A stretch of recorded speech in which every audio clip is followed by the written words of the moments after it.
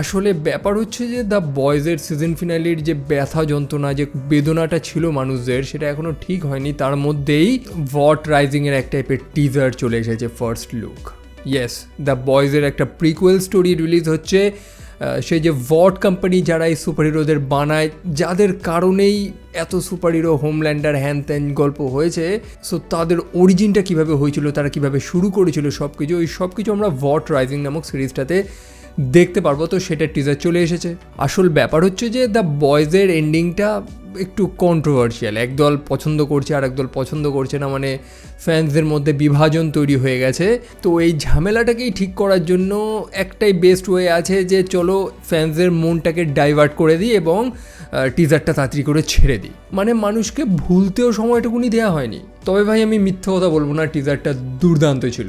এখন সেটা কতটা ভালো চলবে সেই বয়েজের মতন যেমন শুরু হয়েছিল, বয়েজ তো দুর্দান্তভাবে শুরু হয়েছিল, তবে পরে গিয়ে নানান সমালোচনার মুখে হয়তো তেমন কি হবে। ফার্স্ট অফ অল এই টিজারে আমরা কি দেখতে পেরেছি সেগুলো একটু ডিটেলসে আলোচনা করা যাক নাকি। ভট রাইজিং আমরা জানতে পারবো যে ভট কোম্পানিটা, ভট ইন্টারন্যাশনাল বা ভট আমেরিকান যেটাই হোক তার নাম, সেটা অ্যাকচুয়ালি কীভাবে শুরু হয়েছিল, মানে তার যে এত ক্ষমতা সে সেই পাওয়ারটা কীভাবে পেল। এখন ভট মানে তো শুধু এখানে কর্পোরেট জিনিস দেখাবে না, এখানে কমপ্লিটলি সুপারহিরো কালচারটা শুরু হচ্ছে। সুপারহিরোদের মানুষরা কীভাবে চিনল, এর আগে তো সুপারহিরো ছিল না। গল্পের সময়কাল হচ্ছে 1950 এবং তখনই আচমকা সুপারহিরো উদয় হয়। একই সাথে সেই ড্রাগস যে ইঞ্জেকশন পুশ করেই মানুষদের সুপারহিরো বানানো হয়েছিল, কম্পাউন্ড ভি, সেটারও কমপ্লিট হিস্ট্রি আমরা জানতে পারবো যে কীভাবে সব কিছু শুরু হয়েছিল। সো আমাদের টিজারে যে সুপারহিরোগুলোকে আমরা দেখতে পেরেছি তাদের নামগুলো বলে দিই। ফার্স্ট, যাকে আপনারা অবশ্যই চেনেন, আমাদের প্রিয় সোলজার বয়। তারপর হচ্ছে ক্লারা ভট, যে একটা ইম্পর্টেন্ট ক্যারেক্টার হতে চলেছে এই সিরিজের। ক্লারা ভট অর্থাৎ স্টর্মফ্রন্ট, বা যাকে একটা সময় মানুষরা লিবার্টি নামে চিনত। দেখুন দ্য বয়েজের এন্ডিংটা কিন্তু কমপ্লিটলি, মানে ফাইনাল সিজনটা মানে কমপ্লিটলিভাবে ক্লারাকে কেন্দ্র করেই তৈরি হয়েছে। ক্লারা কিন্তু সেই 2-3 সিজন আগেই তার গল্প শেষ হয়ে গেছিলো। তা সত্ত্বেও সেই সোলজার বয় এবং হোমল্যান্ডার বারবার ক্লারার গল্প তুলে এনেছে এখানে, যেটা বুঝিয়ে দিয়েছে যে ভট রাইজিং যে সিরিজটা বেরোচ্ছে সেটাতে ক্লারার কত বড় ভূমিকা থাকবে, মানে স্টর্ম ফ্রন্টের। তারপর আছে বম সাইড, যাকে বেশি সময়ের জন্য আমরা দেখতে পাইনি দ্য বয়েজে, তবে এই ভট রাইজিংয়ে বম সাইটের একটা বড় ভূমিকা থাকতে চলেছে। তারপর আরও দুটো ক্যারেক্টার আমরা দেখতে পাই, টর্পিডো এবং প্রাইভেট অ্যাঞ্জেল। দেখুন টিজারের একদম শুরুতেই মেন থিমটাই ক্লিয়ার হয়ে যায় যে এখানে একটা সময় সেই মার্কিন প্রপাগ্যান্ডা, মানে সেই ওল্ড প্যাট্রিয়টিক প্রপাগ্যান্ডা, তারপর মিলিটারি ভিজুয়ালস, সিক্রেট ল্যাব বুঝিয়ে দেওয়া হয়েছে যে এই সুপারহিরোগুলোর সাথে দেশের মিলিটারির কত বড় কানেকশন রয়েছে। আমরা দেখতে পাই টিভিতে কিছু রিপোর্টার বলছে যে god bless us with this extra ordinary heroes, মানে ঈশ্বর আমাদের মঙ্গল করুক, কারণ আমাদের এখন সুপারহিরো রয়েছে। অবভিয়াসলি সেই শুরু থেকে তো কেউ জানতেও না যে ইঞ্জেকশন মেরে সুপারহিরো বানানো হয়েছিল। তো তখন থেকে মানুষেরা বিশ্বাস করতো অ্যাকচুয়ালি যে এটা ন্যাচারাল বর্ন, ঈশ্বর পাঠিয়েছে দেশের কল্যাণের জন্য, মানে পৃথিবীর কল্যাণের জন্য এদের। ভট শুরু থেকেই এই সুপারহিরোদের একটা সেভিয়ার রূপে দেখানোর চেষ্টা করেছিল, তবে তলে তলে যে এটার ডার্ক সিক্রেট, যে ব্রুটাল এক্সপেরিমেন্টসগুলো রয়েছে সেটা আমরা এই সিরিজে দেখতে পারবো। এবার আসি গল্পের সব থেকে ইন্টারেস্টিং পার্টে, মানে যার জন্য আমরা হয়তো এই সিরিজটা দেখবো, সেটা হচ্ছে সোলজার বয়। মানে আমরা সোলজার বয়কে কেমন দেখেছি? টক্সিক, ভায়োলেন্ট, অদ্ভুত টাইপের, মানে শুধু অর্ডার ফার্মিং করে যাচ্ছে, কিছুতে কেয়ারই করে না, যা হচ্ছে হোক গিয়ে, মানে অদ্ভুত টাইপের মানুষ। তবে অ্যাকচুয়ালি সে এরকম ছিল না। তার নাম হচ্ছে বেন এবং সে বলেছিল যে আমি এই পতাকার জন্য লড়তে চাই, আমি একটা হিরো হতে চাই। মানে সে জেনুইনলি দেশকে ভালোবাসে, দেশের জন্য ফাইট করতে চায়। শুরুতেই দেখাচ্ছে যে সে কতটা নাইভ, কতটা ভদ্র, মানে সত্যি কথা সে তেমন কিছুই জানতো না, জাস্ট একটা সাধারণ নর্মাল ছেলে যাকে ভট ইউজ করে একটা অস্ত্র বানিয়েছিল। তার একটা প্লাস পয়েন্ট হচ্ছে যে সে একটা বড় ফ্যামিলি থেকে বিলং করে, টাকা পয়সাওয়ালা ফ্যামিলি থেকে বিলং করে, এবং সে তার নিজেরই ফ্যামিলির সম্পত্তি সব দিয়েই এই কম্পাউন্ড ভি প্রোগ্রামে ঢুকেছিল। সোলজার বয় কিন্তু নিজেই বলেছিল, দ্য বয়েজেও আমরা দেখেছিলাম যে এমন না যে তার গায়ে জোর করে ইঞ্জেকশন পুশ করে তাকে হিরো বানিয়ে দেওয়া হয়েছে, এরকম না। সে নিজে জানতো, জেনে বুঝে সে শর্টকাট নিয়েছিল। আর যার কারণেই তার পিতা তাকে পছন্দ করতো না, কারণ তার পিতা বলেছিল যে তুমি একটা হিরো না, কোনো হিরো এরকম শর্টকাট ব্যবহার করে না। আর এটা থেকেই তো সেই লাইনটা উঠে আসে যে ভট যাকে স্পর্শ করে সেটাই ধ্বংস হয়ে যায়। মানে বেসিক্যালি সোলজার বয় যে একটা ভালো ছেলে ছিল, তার স্পয়েল হওয়াটা, তার সে কীভাবে খারাপ হয়েছে এক্স্যাক্টলি সেটা আমরা জানতে পারবো। আর তারপরে আর একটা ইম্পর্টেন্ট ক্যারেক্টার হচ্ছে স্ট্রমফন্ড অর্থাৎ ক্লারা ভট।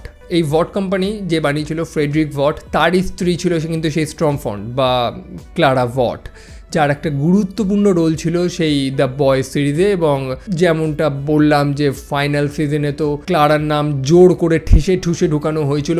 ইভেন সোলজার বয় হোমল্যান্ডারকে যে সেই V1টা কিন্তু দিয়ে দিয়েছিল, কারণ তারা দুজনেই ক্লারাকে ভালোবাসতো। তবে ব্যাপার হচ্ছে যে সময়কালটা ছিল 1950, এখন কোল্ড ওয়ারের সূত্রপাত, এবং স্ট্রমফন্ড কিন্তু গোপনে একজন নাজি ছিল, তার নিজস্ব কিছু আইডিওলজি ছিল, সেটাকেই সে ছড়াবে সেই ভটের মধ্যে। মানে তার নিজস্ব যে বিষাক্তপানা ছিল অলরেডি আমরা দেখেছি কিন্তু যে সে কীভাবে হোমল্যান্ডারকে ম্যানিপুলেট করেছিল। হোমল্যান্ডারের পাগলা হওয়ার পিছনে 50% ভট রয়েছে আর 50% এই স্ট্রমফন্ড নিজে রয়েছে।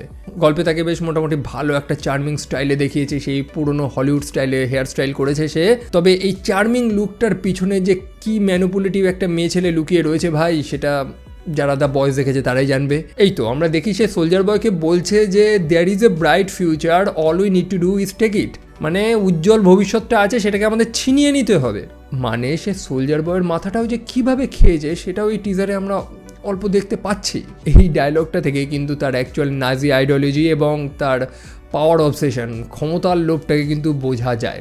এছাড়া আমরা গল্পে আরও কিছু সুপার হিরোদের দেখি, বম্ব সাইড যাকে আমরা অলরেডি দেখেছি, তারপর টর্পিডো এবং প্রাইভেট অ্যাঞ্জেল। আর এই ক্যারেক্টারটাকে বেশ ইন্টারেস্টিং লাগছিলো, আমি জানি না কেমন হবে, বাট বেশ ইন্টারেস্টিং লাগছিলো, বেশ মিস্টেরিয়াস হেভি লাগছিলো। এরা হচ্ছে ভটের কমার্শিয়াল সুপার হিরোস, এদের দিয়েই ভট নিজেদের মার্কেটিংটা করবে। অবভিয়াসলি একটা এত বড় কোম্পানি সুপার হিরো বেচেই তো এদের ব্যবসা চলছে। এই বর্তমান সময়তে একজনই ছিল, সেটা হচ্ছে হোমল্যান্ডার, সে তো পাগলা হয়ে গেছিলো। তবে সেই সময়তে এই তিনজন হচ্ছে কমার্শিয়ালি ইউজ হচ্ছিল। তবে এইটুকু তো না, সিরিজটা কমপ্লিটলি ডার্ক হতে চলেছে, একটা ডার্ক এক্সপেরিমেন্ট, মানে কম্পাউন্ড ভিড এক্সপেরিমেন্ট। এছাড়াও প্রথম কম্পাউন্ড ভিড টেস্ট সাবজেক্টও আমরা এই গল্পে দেখতে পারবো। এবং টিজার দেখে যেটুকুনি মনে হচ্ছে যে প্রথম টেস্ট সাবজেক্ট সম্ভবত একজন কালো বর্ণের মানুষ। আর এটা যদি হয়তো এটা প্রুভ করে যে ভট জাস্ট ক্যাপিটালিজম না, রেশিয়াল এক্সপ্লয়টেশনটাকেও ব্যবহার করছিল নিজেদের পাওয়ার বিল্ড করার জন্য। দেখুন সময়কালটা আপনাকে বুঝতে হবে, সেই সময় কিন্তু বর্ণবিদ্বেষ চরমে রয়েছে, এবং অবভিয়াসলি যে কোনো মানুষ নিজের শরীরে ওই ইঞ্জেকশন তো পুশ করবে না, কারণ আপনি জানেন না যে আপনার সাথে কী হবে। তো অবভিয়াসলি তাদের এমন কাউকে ধরে আনতে হবে যার জীবনের কোনো ভ্যালু নেই। এটা মেক সেন্স করে যে ভট এরকমই একজনকে ধরে এনে তার উপরে জোর করে এক্সপেরিমেন্ট করছে, এবং সিনটা দেখে স্পষ্ট বোঝা যাচ্ছে যে সে স্ব ইচ্ছায় নিজের শরীরে ইঞ্জেকশন নিচ্ছে না, তাকে বেঁধে জোর করে তার উপর এক্সপেরিমেন্ট করা হচ্ছে। একই সাথে এই সিরিজে মিস্ট্রি এবং থ্রিলারও থাকছে। যে ক্রিয়েটার রয়েছে এরিক ক্রিপকে, সে কনফার্ম করেছে যে আপনারা একটা দুর্দান্ত মার্ডার মিস্ট্রি আমরা এই গল্পে দেখতে পাবো। এই টিজারে বারবার করে crime scene, secret meetings, dead bodies, investigation এগুলো দেখাচ্ছে বারবার। তো আমাদের বুঝে নিতে হবে যে হ্যাঁ ভাই, রহস্যময় একটা কিছু তো হতে চলেছে।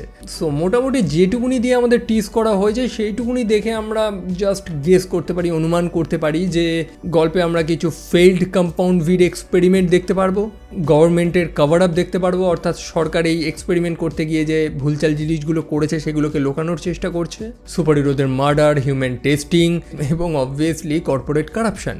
অ্যান্ড বাই দ্য ওয়ে, একটা সিনে কিন্তু আমরা দেখেছিলাম যে ফার্স্ট সোলজার বয় কতটা কন্ট্রোলের বাইরে চলে গেছিলো। আমরা যাকে সোলজার বয় নামে চিনি, বেন, সে অ্যাকচুয়াল প্রথম সোলজার বয় না, তার আগেও একজন ছিল সম্ভবত, কারণ সেম ড্রেসে, সেই সোলজার বয়ের মতন সেম ড্রেসে আমরা আরেকজন মানুষকে দেখতে পাই যে কমপ্লিটলিভাবে ক্রেজি হয়ে যায় এবং এলো পাথারি গুলি চালাতে থাকে, পাগলের মতন চেঁচাচ্ছে। সো এটা প্রমাণ করে যে সেই কম্পাউন্ড ভিড এক্সপেরিমেন্ট সবার উপর সেমভাবে হয়নি, মানে খুব খারাপ ফলাফলও দাঁড়িয়েছিল। প্রথম সোলজার বয় হয়তো চূড়ান্তভাবে ব্যর্থ হয়েছিল, ওই কাইন্ড অফ মার্ভেলের মতন। সুপার সোলজার এক্সপেরিমেন্ট যখন প্রথম শুরু হয়েছিল আমরা দেখেছিলাম উইন্টার সোলজার, তো অনেক ফেল্ড সাবজেক্টও কিন্তু বেরোয় যারা নিজেদের উপরে কন্ট্রোল করতে পারছিল না, একদম নাগালের বাইরে চলে গেছিলো, সেরকম কিছু একটা ভাইব পাচ্ছি। আর যে জিনিসটা একদম শুরুতেই বলেছি এবং এটা আপনাকে মানতেই হবে যে সিনেমাটোগ্রাফি একদম চরম ছিল। যে কোনো মানুষ অন্তত এইটুকুনি স্বীকার করবে যে ভাই টিজারটা দুর্দান্ত। একই সাথে 1950-এর সময়কাল, সেই জ্যাজ, রেট্রো, একটু নোয়ার ভাইব, একই সাথে স্যাটায়ার থাকবে, গোর থাকবে, ব্রুটালিটি থাকবে। এই সম্পূর্ণ টিজারের টোনটা দেখে একটু ডার্ক আর একটু সাইকোলজিক্যাল মনে হচ্ছিল। তো এই সব কিছু মিলিয়ে এটাকে দ্য বয়েজের থেকে একটু সিনেমেটিক ফিল হচ্ছিল। সো এই সিরিজটা জাস্ট দ্য বয়েজের ইউনিভার্সটাকে এক্সপ্যান্ড করছে না, বরং এই সম্পূর্ণ ভটের মাইথোলজিটাকে রিডিফাইন করছে। মোটমাট গোটা দেশ কিভাবে এই সুপারহিরোদের পূজ্য করা শুরু করলো আমরা এই ভট রাইজিং থেকেই সেটা দেখব। আমি এক্সাইটেড দুজনের জন্য, সোলজার বয় এবং স্টর্মফ্রন্ট, কারণ এদের স্টোরিটা সত্যি ইন্টারেস্টিং হতে চলেছে। বিশেষ করে দ্য বয়েজের 5 নম্বর সিজনে যেভাবে সোলজার বয়, হোমল্যান্ডার তারা বারবার করে ক্লারাকে টেনে এনেছে, তো দেখতে তো হবে যে এমন কি ঘটেছিল। হ্যাঁ, অবশ্যই অনেক ফ্যান্স আছে যারা একটু আপসেট দ্য বয়েজের এন্ডিংটা দেখে, তারা হয়তো বলবে যে না আমি দেখবো না, আমি এক্সাইটেড না। বাট দ্য বয়েজ দেখার আগে কি আপনি এক্সাইটেড ছিলেন আগে বলুন তো? এমনও তো হতে পারে যে এটা দ্য বয়েজকেও ছাপিয়ে যাবে।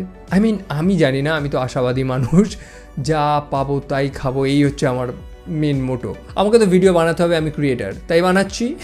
জোকস অ্যাপার্ট, আপনাদের টিজারটা কেমন লেগেছে যদি দেখে থাকেন, এবং আমার এই ভিডিওটা আশা করি ইনফরমেটিভ লেগেছে আপনাদের। আর যদি এই টাইপের ভিডিও পছন্দ করেন তো কি করতে হবে এটা আমাকে বলে বুঝিয়ে দিতে হবে না আশা করি। দেখো ভাই, টাকা পয়সা তো চাইছি না, তাই না? ভালো লাগলে একটু সাবস্ক্রাইব করতে পারেন, চাইলে লাইক এবং শেয়ার করতে পারেন। তো বিদায় নিচ্ছি আপাতত, দেখা হচ্ছে আপনাদের সাথে পরের আরেকটা ভিডিওতে। Take care and by.